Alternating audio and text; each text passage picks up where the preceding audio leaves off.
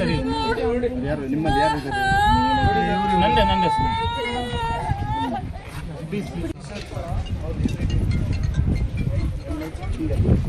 Side strips ನೋಡಿ clarity ಇದರಲ್ಲಿ vision side അയ്യോ കുട്ടി കിടക്ക്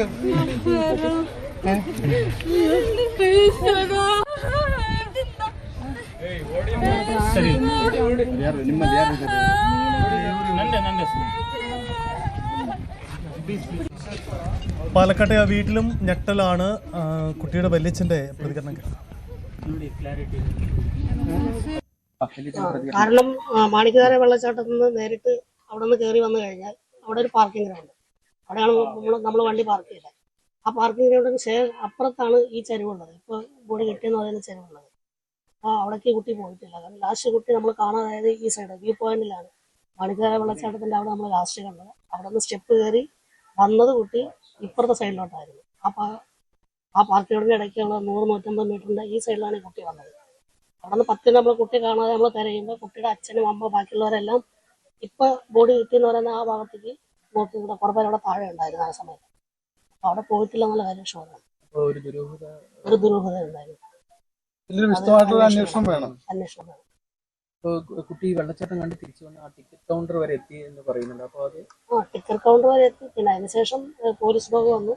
പോലീസ് ഡോഗ് വന്നപ്പോൾ അവിടെ നിന്ന് ലെഫ്റ്റ് കയറിയിട്ട് ഷോപ്പിന്റെ അടുത്ത് വരാൻ വന്നു. പിന്നെ തിരിച്ചു പോയി. അപ്പോൾ അവിടെ നിന്ന് ഈ ഒരു സൈഡിലേക്ക് ഏകദേശം ഒരു 150 മീറ്റർ ഡിഫറൻസ് ഉണ്ടാവും. പിന്നെ ആ സമയത്ത് കുട്ടിയുടെ രക്ഷിതാക്കളെല്ലാം ഇപ്പുറത്തായിരുന്നു, ഇപ്പുറത്തും ഇപ്പുണ്ടായിരുന്നു. കുട്ടിയുടെ അച്ഛനും ബാക്കിയുണ്ടായിരുന്നു. അവർ നിൽക്കുമ്പോൾ അവിടെ നിന്നാണ് ഞാൻ അവനെ വിളിച്ച് ചോദിച്ചത്, രമേശ് അന്ത് വന്നിട്ടില്ല എന്ന് പറഞ്ഞു. അപ്പൊ ശരിക്കും ഇവർ ആ സൈഡൊന്നും നിന്നിരുന്നു, ഈ ബോഡി കിട്ടിയെന്ന് പറയുന്ന ഏരിയയിൽ ഇവർ നിന്നിരുന്നു. ഈ ഭാഗത്തൊക്കെ പരിശോധന നടത്തിയിരുന്നു. ആദ്യം നടത്തിയിരുന്നു. ഈ സ്ഥലത്ത് നടത്തി.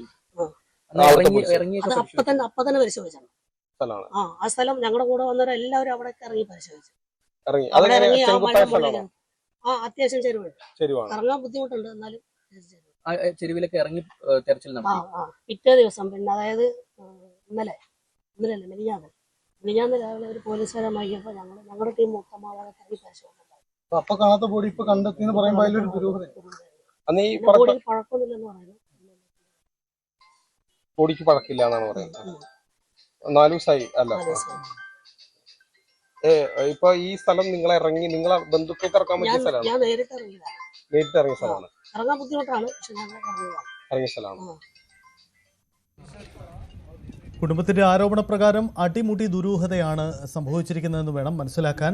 കുട്ടിയുടെ വല്യച്ഛൻ്റെ പ്രതികരണമാണ് കണ്ടത്. അതായത് ഈ സംഘത്തോടൊപ്പം ഉണ്ടായിരുന്ന ആളാണ്, ആ സ്ഥലത്തെത്തിയ ആളാണ്, രക്ഷാപ്രവർത്തനത്തിന് തിരച്ചിലിന് ഒപ്പം പങ്കെടുത്ത ആൾ കൂടിയാണ്. അദ്ദേഹം പറയുന്നത് പ്രകാരം വെള്ളച്ചാട്ടം കണ്ട് മുകളിലേക്ക് കയറി വന്ന കുട്ടി എത്തിയത് മറ്റൊരു വശത്താണ്. കുട്ടി ഇപ്പോൾ ഈ ബോഡി കണ്ടെത്തിയ ഭാഗത്തേക്ക് ഒരു കാരണവശാലും പോയിട്ടില്ല എന്നതാണ്. മറ്റൊരു പ്രധാനപ്പെട്ട കാര്യം, ഇപ്പോൾ ഈ ശരീരം കണ്ടെത്തിയ ഭാഗത്ത് നേരത്തെ തിരച്ചിൽ നടത്തിയതാണ്, അപ്പോൾ ഒന്നും ഇത് കണ്ടെത്തിയിരുന്നില്ല എന്നതുകൂടിയാണ് അവർ പറയുന്നത്.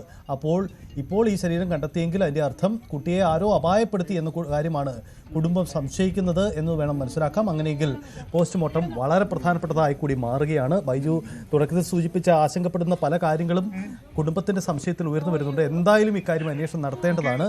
കുട്ടി എങ്ങനെ അവിടെ വന്നു എന്ന കാര്യം. 40 പേരടങ്ങുന്ന ഒരു സംഘത്തിനൊപ്പം ഉണ്ടായിരുന്ന കുട്ടിയെ പെട്ടെന്ന് അവിടെ നിന്ന് കാണാതാവുകയായിരുന്നു. ആ കാണാതാവുന്ന കുട്ടി പിന്നീട് താഴ്ന്ന പ്രദേശത്ത് കുട്ടിയുടെ മൃതശരീരം 3 ദിവസത്തിനപ്പം കണ്ടെത്തുന്നു. ഇതിനിടയിൽ നടന്ന തിരച്ചിലുകൾക്കിടയിലൊന്നും ഈ പ്രദേശത്ത് നിന്നുപോലും ഈ ബോഡി കണ്ടിരുന്നില്ല, അല്ലെങ്കിൽ സംശയകരമായ ഒന്നും കണ്ടിരുന്നില്ല എന്നതാണ് കുട്ടിയുടെ വലിച്ചനടക്കം പറയുന്നത്. അപ്പോൾ എന്തു സംഭവിച്ചു എന്ന ഏറെ ദുരൂഹത ഉയർത്തുന്ന കാര്യമാണ് ഇതിൽ സംഭവിക്കുന്നത്. വളരെ വളരെ സംശയകരമാണ്. അന്വേഷണം നടക്കുന്നതാണ്. ബൈജു നമുക്കിപ്പം തുടരുന്നുണ്ട്. ബൈജു സൂചിപ്പിച്ച ഏറെ സംശയമുയർത്തുന്ന സാഹചര്യങ്ങളുണ്ട്. കുട്ടിയുടെ വലിച്ചൻ്റെ വാക്കുകളും തെളിയിക്കുന്നതാണ്. ചിക്കമംഗളൂരുള്ള അവരുടെ ബന്ധുക്കളുമായി ഇപ്പോൾ സംസാരിച്ചിരുന്നു ഞാൻ. അവർ പങ്കുവെക്കുന്നത് വളരെ ആശങ്കയുണ്ടാക്കുന്ന കാര്യമാണ്. അതായത് ഈ ഒരു മൃതദേഹം കണ്ടെത്തി എന്ന് പറയുന്ന ഈ സ്ഥലത്ത് വലിയ തോതിൽ തിരച്ചിൽ, അതായത് മണിക്കൂറുകളോളം തിരച്ചിൽ നടത്തിയതാണ്. പക്ഷെ അവിടെ അങ്ങനെ ഒരു മൃതദേഹം അല്ലെങ്കിൽ അങ്ങനെ ഏതെങ്കിലും തരത്തിലൊന്നും സംശയകരമായ സാഹചര്യത്തിൽ ഒന്നും കണ്ടെത്താൻ സാധിച്ചില്ല. പിന്നെ എങ്ങനെയാണ് ഇന്ന് രാവിലെ ഇത് വലിയ തോതിലുള്ള ഒരു വാർത്തയാകുമ്പോൾ ഈ മൃതദേഹം അവിടെ കണ്ടെത്തുന്നത് എന്നത് വലിയ സംശയമാണ് ഇപ്പോൾ ഈ കുടുംബം ഉന്നയിക്കുന്നത്. അത് വളരെ ഗൗരവമാണ്, വളരെ ഗുരുതരമായ ഒരു ആരോപണമാണ്. നേരത്തെ തന്നെ ഈ കടയിലുള്ള ആളുകൾ, അതായത് ഡോഗ് സ്ക്വാഡ് എത്തിയത് ഈ ഒരു കടയാണ്. ആ കടയുടെ പിറകുവശത്ത് ഇവർ ഏതെങ്കിലും ഷട്ടറിനകത്തോ മറ്റോ ഈ കുട്ടിയെ അങ്ങനെ സൂക്ഷിച്ചിട്ടുണ്ടായോ, എന്തെങ്കിലും അപകടകരമായ രീതിയിൽ ഉണ്ടോ എന്ന് സംശയം പ്രകടിപ്പിച്ചിരുന്നു. അതിനുശേഷം ഇത് വലിയ വാർത്ത, ഞാൻ നേരത്തെ പറഞ്ഞതുപോലെ തന്നെ കന്നഡ ചാനലുകളും ഇന്ന് വലിയ തോതിൽ ഇത് ഏറ്റെടുക്കുന്ന സാഹചര്യം ഉണ്ടായിരുന്നു. മലയാളി കുട്ടി ശ്രീനന്ദ എവിടെയെന്ന വലിയ ചോദ്യം ഉയർത്തിക്കൊണ്ട് കന്നഡ ചാനലിൽ വലിയ തോതിൽ ഇതൊരു വാർത്തയാകുന്ന സാഹചര്യമുണ്ടായി. ഒപ്പം നമ്മൾ ഉൾപ്പെടെ വലിയ വാർത്തയാക്കുന്ന സാഹചര്യമുണ്ടായി. ഈ ഒരു സംശയം പോലീസിനോട് പങ്കുവെക്കുന്ന സാഹചര്യമുണ്ട്. അങ്ങനെയാണ് പിന്നീട് ഈ ഒരു തെരച്ചിൽ നടത്തുമ്പോൾ വളരെ അപ്രതീക്ഷിതമായി ഒരു സ്ഥലത്ത് മൃതദേഹം കണ്ടെത്തുന്നത്. എങ്ങനെയാണ് ഈ ഒരു സ്ഥലം പരിശോധിച്ചപ്പോൾ നേരത്തെ മൃതദേഹം കണ്ട സ്ഥലത്ത് ഇങ്ങനെ മൃതദേഹം കണ്ടെത്തിയെന്ന ഒരു സംശയം ഇവർ ചോദിക്കുന്നുണ്ട്. അതിൽ കൃത്യമായി ഇതിൽ ഒരു ഇടപെടൽ ഏതെങ്കിലും തരത്തിൽ പുറത്തുനിന്ന് ഉണ്ടായിട്ടുണ്ട് എന്ന് തന്നെയാണ് ഇപ്പോൾ കുടുംബം പറയുന്നത്. കാരണം വലിയ സന്തോഷത്തോടു കൂടി അവധിക്കാലം ആഘോഷിക്കാനെത്തിയ ഒരു സംഘമാണ്. ആ സംഘത്തിനൊപ്പം സന്തോഷത്തോടെ ഫോട്ടോ ഒക്കെ എടുത്ത് അങ്ങനെ ഉണ്ടായിരുന്ന ഒരു കുട്ടി മറ്റൊരു തരത്തിലും കൂട്ടം തെറ്റാൻ സാധ്യതയില്ലാത്ത ഒരു സ്ഥലത്ത് ഇങ്ങനെ എങ്ങനെയാണ് പെട്ടെന്ന് 5 മിനിറ്റിനകം അപ്രത്യക്ഷമാവുന്നു എന്ന ചോദ്യമാണ്.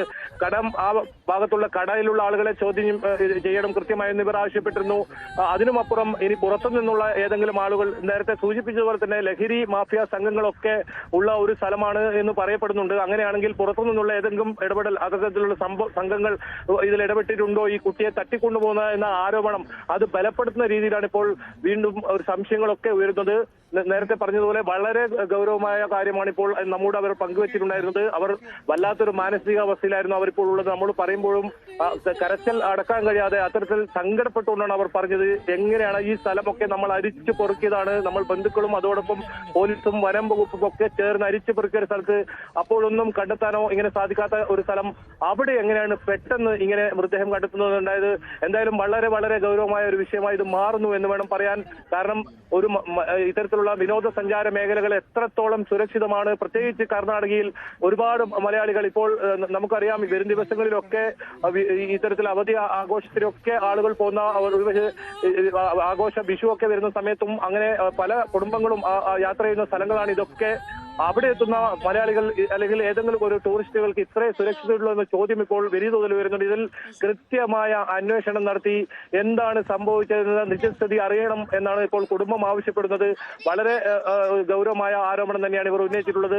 കൃത്യമായി ഇവർ പറയുന്നുണ്ട്, ഈ സ്ഥലം ഞങ്ങൾ പലതവണ ഇപ്പോൾ മൃതദേഹം കണ്ടെത്തിയെന്ന് പറയുന്ന സ്ഥലം പലതവണ നമ്മൾ അരിച്ചു പൊറുക്കിയതാണ്, അവിടെയൊക്കെ പരിശോധിച്ചതാണ്. പക്ഷേ അങ്ങനെ ഒരു മൃതദേഹം ഒന്നും കണ്ടെത്താത്ത സാഹചര്യമുണ്ടായി. ഈ കടയുടെ അകത്തോ അല്ലെങ്കിൽ ഏതെങ്കിലും ഒരു കേന്ദ്രത്തിൽ ഈ കുട്ടിയെ തട്ടിക്കൊണ്ടുപോയി അങ്ങനെ ഉണ്ടാകാം എന്ന് തന്നെയാണ് അവർ പറഞ്ഞിരുന്നത്. പക്ഷേ ഇന്ന് അന്വേഷണം ചൂടുപിടിച്ചപ്പോൾ അത് ആന്റി നക്സൽ സ്ക്വാഡും ഫയർഫോഴ്സും വലിയ തോതിൽ NDRF-ഉം ഉൾപ്പെടെയുള്ള വലിയ സംഘം ഇന്ന് അന്വേഷണം നടത്താൻ ഇറങ്ങിയപ്പോൾ ഈ മൃതദേഹം കണ്ടെത്തുന്നു. അത് വളരെ സംശയകരമാണ്. ഈ കാര്യത്തിൽ കൃത്യമായ അന്വേഷണത്തിൽ ഇത് കണ്ടെത്തേണ്ടതുണ്ട്. പോസ്റ്റ്മോർട്ടം റിപ്പോർട്ടും വളരെ പ്രധാനമാണ്. ഏതായാലും അത്തരം നടപടിക്രമങ്ങൾ പോലീസ് ഇപ്പോൾ മുന്നോട്ട് പോകുന്നുണ്ട്. അതോടൊപ്പം ഇതിൽ വൈകാതെ തന്നെ കൃത്യമായ ഒരു ഉത്തരം കിട്ടുമെന്ന് തന്നെയാണ് കുടുംബം പ്രതീക്ഷിക്കുന്നത്. എന്തായാലും വളരെ സങ്കടകരമായ വേദനാജനകമായ ഒരു വാർത്ത തന്നെയാണ്. ഈ ഒരു ഉള്ളുലയ്ക്കുന്ന അവരുടെ നിലവിളി ശബ്ദം ഉയരുന്ന ഒരു വാർത്തയാണ്.